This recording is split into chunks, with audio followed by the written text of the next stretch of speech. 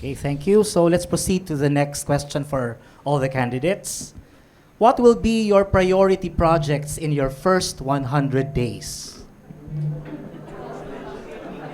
Professor Ramos.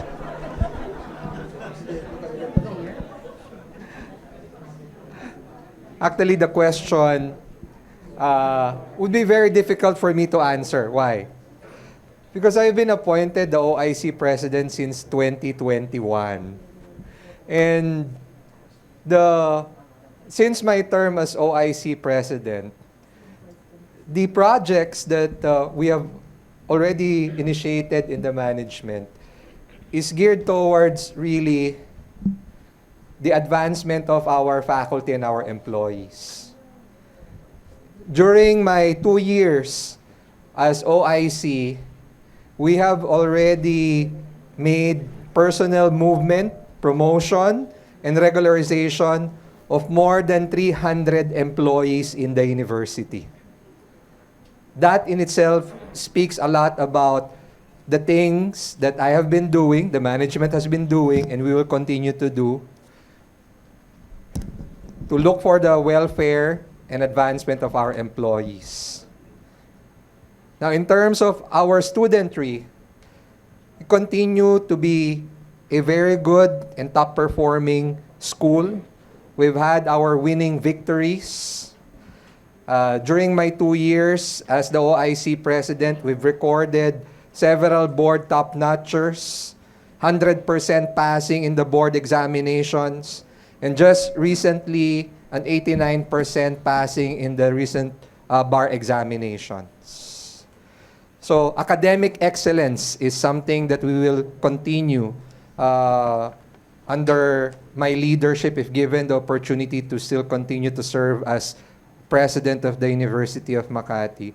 And thirdly is, just like what I said in my presentation, really redefining the role of UMAC, not just catering to the students of the University of Makati and its different stakeholders, but for the entire country as a whole. Salamat po. Thank you, Dr. Ramos. Professor Tapia.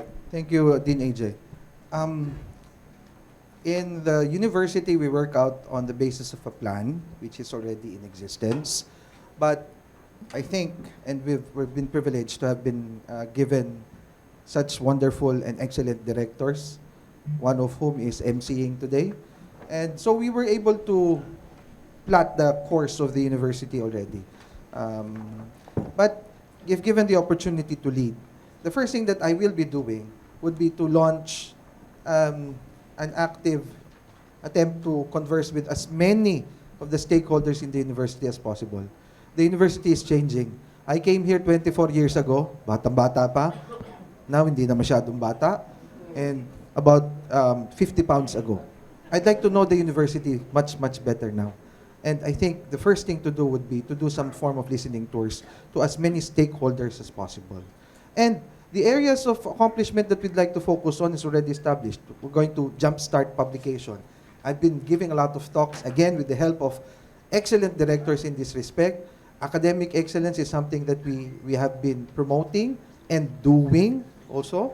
And this is something that we would like to also focus on and forge more partnerships with our partners beyond the shores. So I don't know if that can be confined within the next 100 days, but those are easily some of the things that I would be doing should I be given the opportunity to lead the university.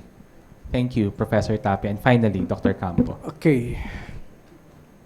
In my first 100 days, I will review the academic manual and administrative manual. Maybe that's one of my priorities that we need more to improve what's within the academic manual and administrative manual. Catalyze also the impact for social development, economic growth, and safe environment within our community. So yun po yung aking nakikita. So I will formulate and implement the customized techno transfer policy of the university in that 100 days. So meron po rin tayong tinatawag na implement extension programs or project to increase resource productivity and family income towards the improving community livelihoods like barangays, no, coordinate with the local chief executive, with our mayors, with the barangay officials. So in that 100 days, very sayang po yung pagkakataon. Now I can catalyze the social development of our communities and as well as the City of Makati or the UMAC.